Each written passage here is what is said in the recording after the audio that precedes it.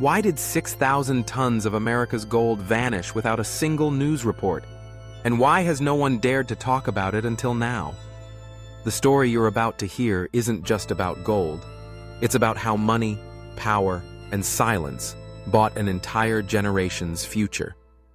In the late 1960s, just after the collapse of the Bretton Woods system, the U.S. Treasury quietly began transferring gold reserves, not for national security, but into private vaults owned by a network of banks, so secretive that even presidents weren't fully briefed. It all began with what's now called the Eagle Protocol, an internal operation created during Nixon's presidency to protect the US dollar by converting actual physical gold into global leverage. But that gold wasn't tracked in public ledgers. It wasn't guarded by the military. It wasn't even audited. Over 6,000 metric tons, nearly half of what Fort Knox was rumored to contain, slowly disappeared, piece by piece, through quiet auctions, offshore transfers, and private exchanges with multinational banks, mainly in Europe and South America. What makes this even more chilling is the trail of sudden retirements, mysterious deaths, and classified documents that follow every time someone got too close to the truth. One former Treasury auditor who vanished in 1983 during an unscheduled trip to Zurich left behind a single note that simply read, "It's not missing, it's hiding." Since then, several financial whistleblowers have attempted to expose the black market gold trail, only to find their research wiped clean, their passports revoked, and in some cases, their careers destroyed. So why was this gold moved? And more importantly, who has it now? Some experts believe it was collateral for emergency loans during oil crises. Others say it was used to secretly fund Cold War operations. But a growing group of independent researchers, including ex-Wall Street insiders and intelligence analysts, claim that the gold is now in the hands of just 3 global families. Families who own banks that lend to governments, control commodity prices, and fund central banks themselves.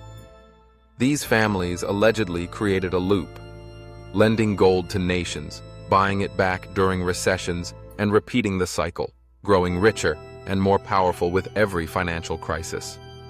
This theory also explains why the Federal Reserve has never allowed a full audit of Fort Knox since 1953. One senator once tried to push for transparency, and within 6 months, he was under investigation for unrelated ethics violations and forced to resign. When Germany requested its gold back in 2013, gold that was supposedly held for them in New York, they were told it would take 7 years to deliver. Why? Because it wasn't there.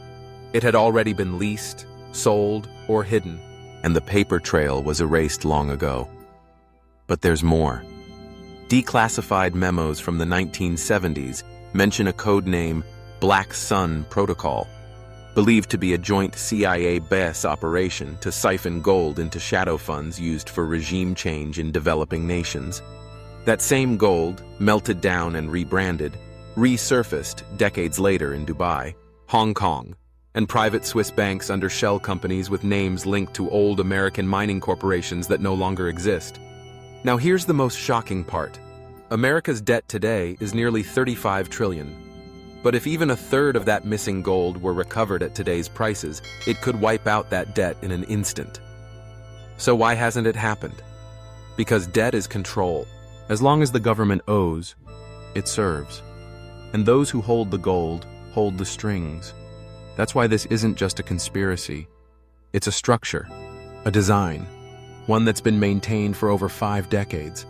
And while everyday Americans argue over interest rates and gas prices, the real wealth of the nation, its gold, sits in underground vaults in countries most Americans will never even visit. Vaults guarded not by governments, but by private militaries. This is the cover-up nobody talks about, because no one dares to ask, what if the gold standard didn't just end? What if it was hijacked?